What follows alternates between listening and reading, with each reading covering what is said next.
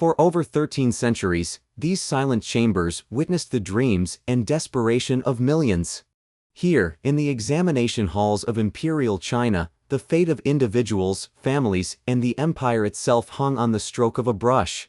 This is the story of the Kaju, the imperial examination system that would become the world's first merit-based civil service, and perhaps the most consequential educational institution in human history.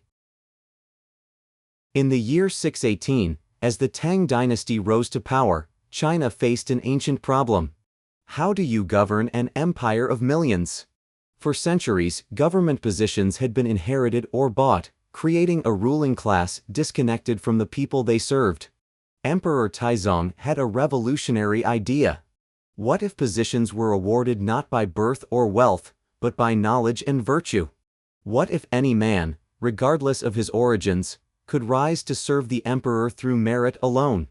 The Tang dynasty didn't invent examinations, but they transformed them into something unprecedented. For the first time in history, a government systematically recruited officials based on intellectual ability rather than aristocratic privilege. The system was elegant in its simplicity. Candidates would travel to the capital, sometimes journeying for months, to sit for examinations testing their knowledge of literature, philosophy, and governance. Success meant a government position. Failure meant returning home empty-handed, often in debt and shame. The examinations were grueling. Candidates were locked in cells for days, composing essays on classical texts, writing poetry, and demonstrating their understanding of Confucian philosophy. The mortality rate was not insignificant. Some candidates literally died at their desks from exhaustion or stress. In the Tang dynasty, only about 1 in 100 candidates passed the highest level examination. Success was so rare that entire communities would celebrate when a local candidate achieved the Jingshu degree, the highest honor in the system.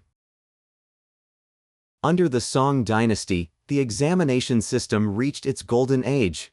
What had begun as a small-scale experiment became the backbone of Chinese governance and society. The Song really perfected the system.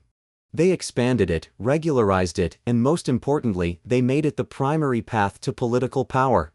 By the 11th century, you couldn't reach the highest levels of government without passing the examinations. The system grew into 3 levels: county-level examinations, prefectural examinations, and finally, the metropolitan examinations held in the capital.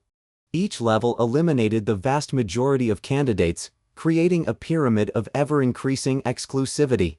The examination compounds became cities unto themselves.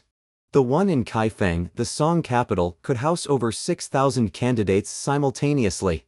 Each candidate was assigned a number, their names unknown to examiners, to prevent corruption. The measures against cheating were extraordinary. Candidates were strip-searched before entering. Their food was examined for hidden notes. Their papers were recopied by official scribes to prevent examiners from recognizing handwriting. Even their servants were interrogated. The Song dynasty created what was probably the most sophisticated testing system in pre-modern history. The lengths they went to ensure fairness were remarkable: anonymous grading, multiple readers, statistical analysis of results. Success transformed not just individuals but entire lineages.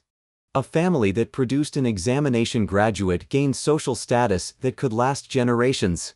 Villages would pool resources to support promising candidates, seeing their education as a community investment. The examinations didn't just test knowledge, they shaped what knowledge was considered valuable. For over 1,000 years, Chinese education revolved around mastering the classical texts that formed the examination curriculum. At the heart of the system were the Confucian classics, the Analects, the Mencius, the Great Learning, and the Doctrine of the Mean, plus the ancient texts of poetry, history, and philosophy. Students spent decades memorizing these works, not just learning the words, but internalizing their values. The examination system was really a massive exercise in cultural indoctrination.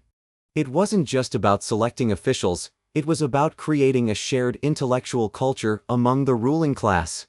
Every educated person in China had read the same books, memorized the same passages, and learned to think in similar ways. The famous eight-legged essay became the standard form for examination responses. This highly formalized structure required candidates to address a topic through a specific pattern of argumentation, demonstrating not just knowledge, but also literary skill and philosophical reasoning. The examination system created a culture of intensive study unlike anything the world had seen. Students would begin preparing in childhood, spending 12 to 15 hours a day memorizing texts, practicing calligraphy, and writing essays. The psychological toll was enormous. Chinese medical texts from this period describe examination sickness, a condition characterized by anxiety, insomnia, and physical breakdown. Some students went mad from the pressure. Others committed suicide after failing. By the Ming Dynasty, the examination system had become a massive bureaucratic machine. The Nanjing examination complex contained over 20,000 individual cells, making it perhaps the largest testing facility in human history. But with such high stakes, corruption was inevitable. Candidates developed increasingly sophisticated methods of cheating. They hid tiny printed texts in their clothing, concealed notes in their food, and even bribed examiners. Some cheating materials were so small they could only be read with magnifying glasses. The cat-and-mouse game between cheaters and authorities became extraordinarily sophisticated. We have examples of entire classics printed on silk underwear, notes written on fingernails, and even trained birds that could carry messages into examination halls. The authorities responded with ever more stringent measures. Candidates were not just searched but required to undress completely. Their hair was examined for hidden materials. Their writing brushes were dissected to check for concealed notes. The Ming Emperor Hongwu became so frustrated with corruption that he periodically abolished the entire examination system, only to restore it when he realized there was no alternative method for selecting officials. The competition grew ever more intense. By the late Ming period, less than 1 in 300 candidates passed the highest level examination. Some men took the tests dozens of times over their entire lives, growing old in pursuit of a degree that would transform their fate. The examination system promised social mobility, but the reality was far more complex. While it was theoretically open to all, the years of study required meant that only families with some means could afford to support a candidate through the preparation process. Families mortgaged their futures on the hope of examination success. They sold land, borrowed money, and sacrificed the welfare of other children to support one promising son. The pressure on these young men was crushing. The social mobility aspect of the system has been greatly exaggerated. Most successful candidates came from families that were already relatively well off. The truly poor rarely had the resources to compete effectively. The personal cost was devastating. We have thousands of letters from failed candidates expressing their shame, their sense of having wasted their lives, and their inability to face their families. Some never returned home after failure. Those who succeeded often found that their dreams of service were constrained by bureaucratic reality. Many spent their careers in minor positions, far from the power and influence they had imagined. The system created as much disappointment as fulfillment. Under the Qing dynasty, the examination system reached its ultimate refinement. The rulers, themselves originally outsiders who had conquered China, embraced the system as a way to legitimize their rule and co-opt the Chinese intellectual elite. The Manchu rulers added their own innovations, including quotas for different regions and ethnic groups. They expanded the system to include military examinations alongside the traditional civil service tests. The Qing made the system more systematic and bureaucratic than ever before. They kept detailed records, analyzed pass rates, and constantly adjusted the system to maintain political control while maximizing administrative efficiency. The scale was unprecedented. At its peak, the Qing examination system involved over 1 million candidates taking various levels of examinations. The logistics alone were staggering, housing, feeding, and monitoring hundreds of thousands of men simultaneously. The examination cells themselves became smaller and more standardized. Each was exactly the same size, just large enough for a man to sit and write. Candidates brought their own food and bedding, and were locked in for days at a time. The human toll continued to mount. Official records show that dozens of candidates died during each major examination session from illness, exhaustion, or despair. Their bodies were removed quietly to avoid disrupting the other candidates. The influence of the Chinese examination system extended far beyond China itself. Korea, Vietnam, and other neighboring countries adopted similar systems, spreading the ideal of merit-based government throughout East Asia. Even Japan, which never fully adopted the examination system, was profoundly influenced by its educational ideals. The emphasis on classical learning and literary accomplishment shaped intellectual culture across the region. The Korean system was even more rigid than the Chinese original. Korean scholars had to master Chinese classical texts perfectly, since they were tested in a language that wasn't their native tongue. The cultural pressure to succeed was enormous. The system created a shared intellectual culture across East Asia. Scholars from different countries could communicate through their common knowledge of Chinese classics, creating a kind of cosmopolitan educated elite. The examination system spread Confucian values throughout the region: respect for learning, reverence for authority, and the belief that moral cultivation was essential for good government. These ideas would shape East Asian societies for centuries. By the 19th century, the examination system faced its greatest challenge. Western powers, armed with industrial technology and military superiority, forced China to confront the limitations of its traditional education. The Opium Wars and subsequent conflicts revealed that classical learning, however refined, was inadequate for dealing with modern military and economic challenges. The system that had served China for over 1,000 years suddenly seemed obsolete. The collision with the West created a crisis of confidence in Chinese intellectual culture. Many began to question whether the classical education that had dominated for centuries was actually preparing people for the modern world. Some reformers argued for adding Western subjects to the examination curriculum. Others called for completely abandoning the classical system in favor of practical, modern education. The debate tore at the heart of Chinese identity. The self-strengthening movement of the late 19th century attempted to preserve the classical system while adding Western technical knowledge. The slogan was Chinese learning for the essential principles, Western learning for practical application.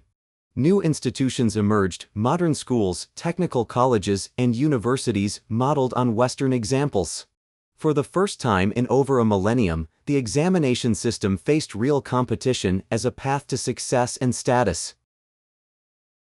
As the 20th century dawned, the examination system entered its final phase.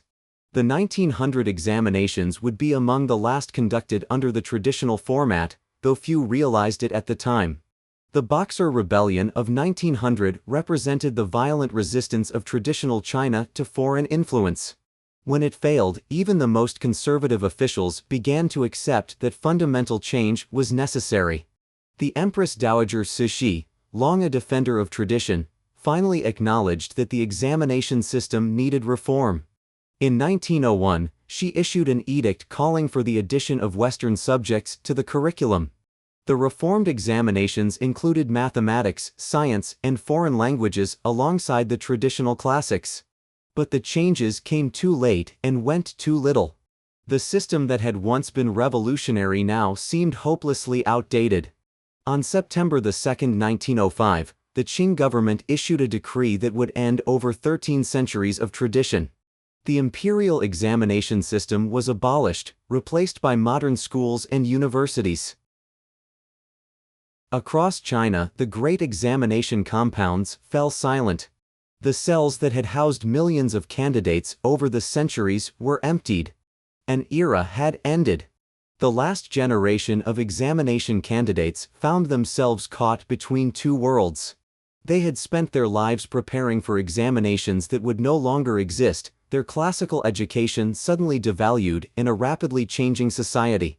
The end of the examination system meant the end of traditional Chinese education. Schools that had taught the classics for generations closed their doors. Teachers who had devoted their lives to classical learning found themselves unemployed. The abolition of the examination system was more than just an administrative change.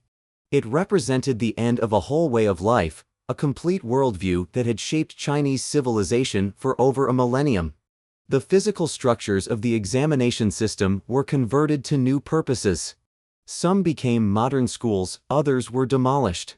The cells that had confined generations of scholars were swept away by the tide of modernization.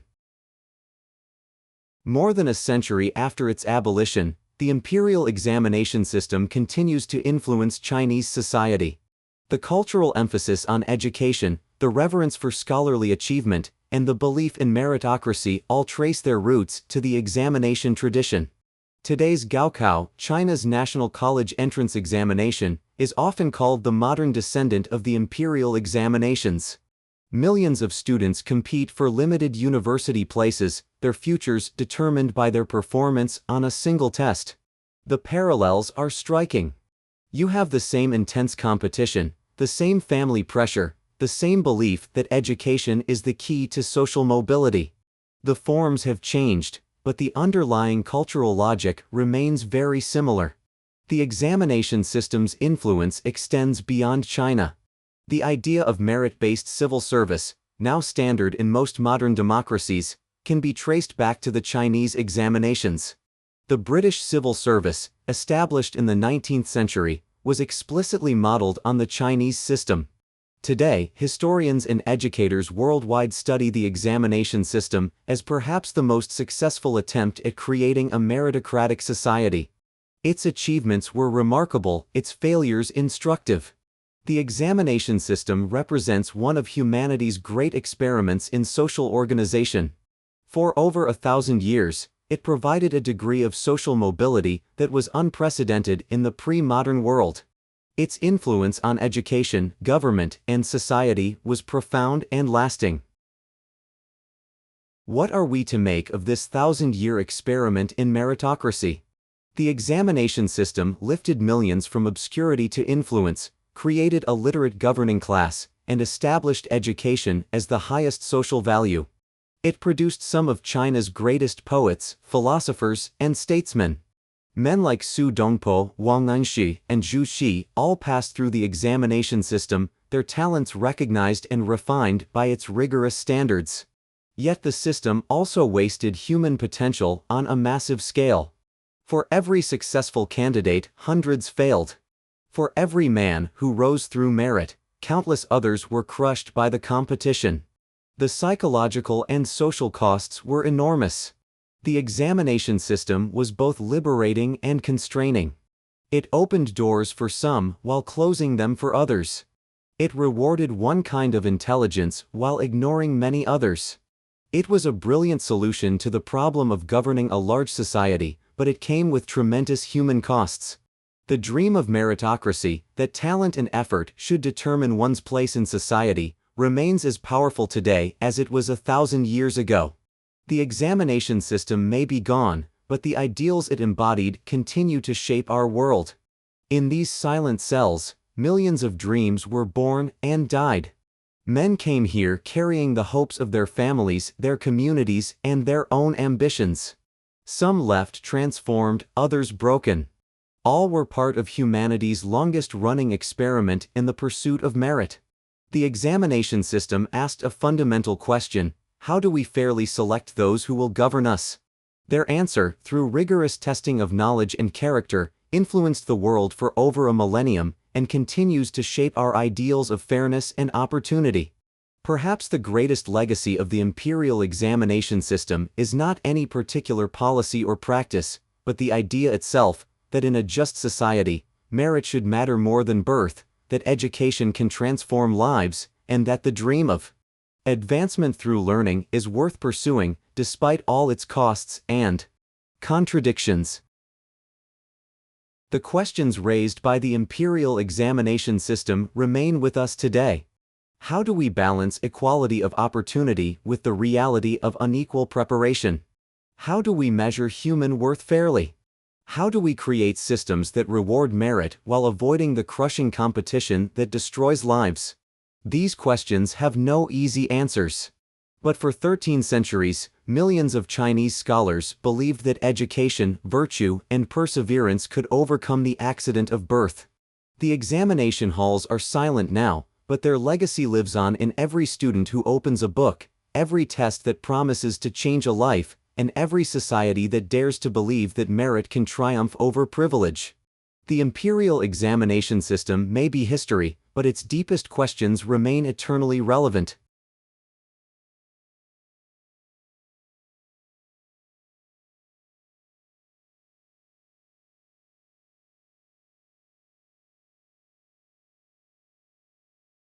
Thanks for watching.